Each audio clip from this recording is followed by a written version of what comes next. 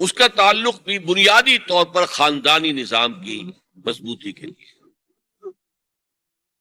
خاندانی نظام مضبوط رہے گا جبکہ شوہر اور بیوی کی جتنی جنسی دلچسپی ہے وہ صرف آپس میں مرکوز ہو.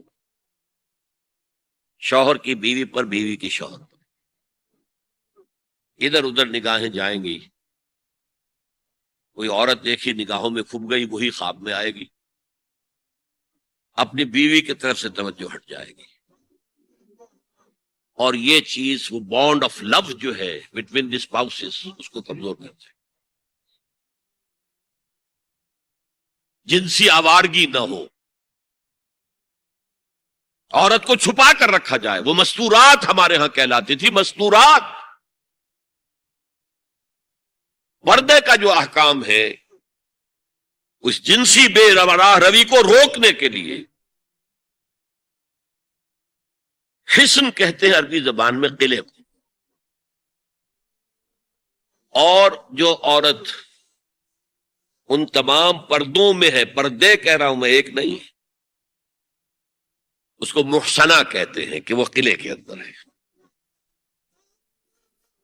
یا تو وہ خاندان کے اندر رہ رہی ہے، بھائیوں کی اور باپ کی پشت پناہی حاصل ہے اسے، وہ اس کی عصمت و عفت کے محافظ ہیں. یا وہ شوہر کے گھر میں آ گئی ہے تو وقرن فی بیوتکن، اپنے گھروں کے اندر رہو وقار کے ساتھ، تو وہ ایک قلعے کے اندر ہے. محسنات. اب دیکھیے اس زمانے کی منافقت سب سے بڑی کیا ہے. ایک طرف نفسیات میں کہتے ہیں کہ فرائیڈ بابا آدم ہے، جدید نفسیات، اور وہ کہتا ہے کہ انسانوں میں سب سے بڑا جذبہ، سب سے بڑا موٹیو جنسی ہے. اللہ نے بڑی کشش رکھی ہے، مرد میں عورت کے لیے، عورت میں مرد کے لیے. لیکن عورت پیسیو ہے مزاجن، وہ اقدام نہیں کرتی، آگے نہیں بڑھتی. مرد اقدام کرتا ہے، آگے بڑھتا ہے. یہ جو کشش ہے، اس کے نتیجے میں مرد اور عورت کے درمیان بے حجابی گویا کہ آگ پر تیل ڈالنا ہے. آگ بڑھے گی. اسلام نے اس کو روکا ہے. پورا نظام اس کا معاشرتی، ایک بہت بڑا پردہ پورے معاشرے میں ہے، بہت بڑا پردہ. جیسے یہ چھوٹا سا پردہ آپ کو نظر آ رہا ہے نا، ادھر عورتیں ادھر مرد ہیں. اسلامی معاشرہ سیگریگیٹڈ ہے، مخلوط معاشرہ نہیں ہے. عورتوں کا اپنا دائرہ کار ہے، مردوں کا اپنا ہے. کما کر لانا مرد کا کام ہے، عورت کا کام نہیں ہے. وہ گھر میں خوش اسلوبی کے ساتھ رہے، اچھے انداز میں پکائے، شوہر کا استقبال مسکراہٹ کے ساتھ کرے جب وہ گھر واپس آ رہا کام کر کے، بچوں کی دیکھ بھال کرے. اور اس اعتبار سے میں کہا کرتا ہوں، قوم کا حال جو ہے پریزنٹ، یہ مردوں کے حوالے، اور قوم کا مستقبل عورتوں کے حوالے. مستقبل اگلی نسل، اس کی صحیح تربیت ہوگی. ماں کے دودھ کے ساتھ اس کے اندر اسلام اور ایمان کے جذبات جائیں گے. آج تو وہ دودھ پلانا بھی ختم ہوا. بوتل کا دودھ، ڈبے کا دودھ،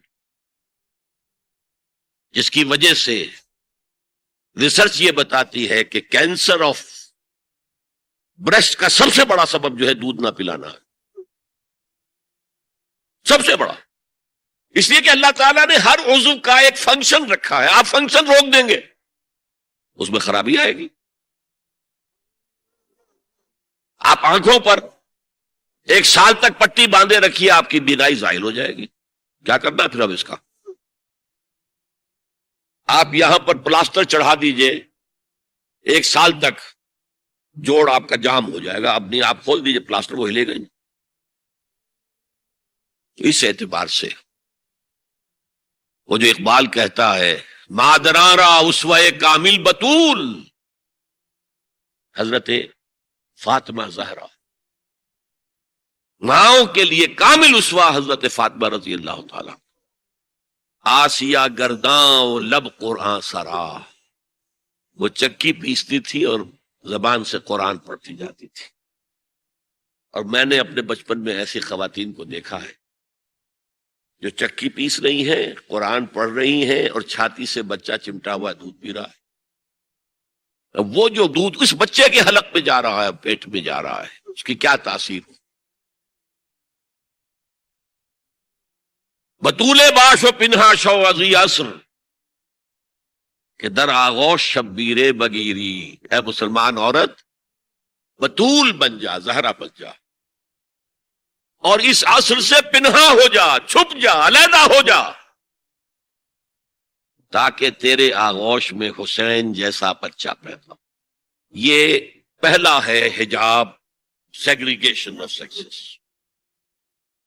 میں نے ضیاء الحق صاحب سے کہا تھا، کیونکہ ان کی شورا میں شمولیت کی میں نے جو ہے دعوت قبول کر لی تھی. مشورہ دینا ہے، میں اپنے مسجد کے ممبر سے بھی مشورے بھی دیتا ہوں، تنقیدیں بھی کرتا ہوں. جیسے انگریزی کا محاورہ right from the horse's mouth, تو right into the horse's ears کچھ کہا جا سکے تو اچھی بات ہے. میں نے ان سے کہا آپ نے پی آئی اے کو ڈرائی کر دیا، شراب بند کر دی، اچھا کام کیا، بہت عمدہ کیا. دنیا تو یہی کہے گی نا کہ دقیانوسی ہیں، چلیے برداشت کریں.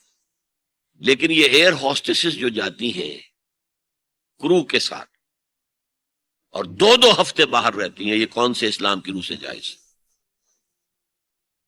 عورت محرم کے بغیر حج کو نہیں جا سکتی، محرم کے بغیر عمرے کے لیے نہیں جا سکتی، اور یہ قانون تھا پاکستان میں. میں نے کہا آپ عورت کو نہیں جانے دیتے حج کے لیے، حالانکہ وہ ادھیڑ عمر کی ہوتی ہیں، عموماً بوڑھی ہوتی ہیں. ہمارے یہاں جوانی میں کون کرتا ہے حج؟ بہت شاذ. یہ تو آپ کو نظر آئے گا جاوا، سماٹرا، انڈونیشیا، ملائیشیا، وہاں سے جوان جوڑے نکاح کے بعد پہلا کام حج.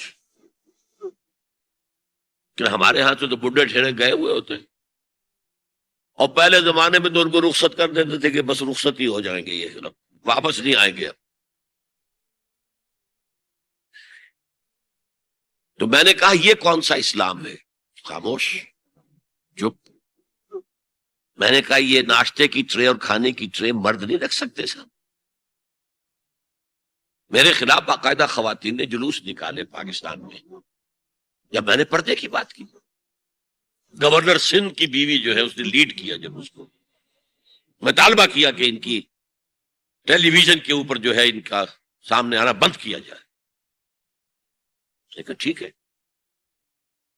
بدا الاسلام غریبا ویسعود کما بدا فطوبی للغرباء. اسلام شروع ہوا تھا تو اسی حالت میں تھا کہ کوئی اس کو جانتا پہچانتا نہیں تھا. پھر جب اسلام غالب ہو گیا تو طاقتور کے تو سبھی دوست ہیں، سبھی پہچاننے والے ہیں. لیکن ان قریب اسلام پھر غریب ہو جائے گا. تو جو اسلام کی غربت کے ساتھ خود غریب ہو جائیں ان کے لیے مبارکباد. اسلام کا دامن نہ چھوڑے، چاہے انہیں کہا جائے کہ یہ تو بڑے ہی تقیانوسی لوگ ہیں، بڑے کٹر لوگ ہیں.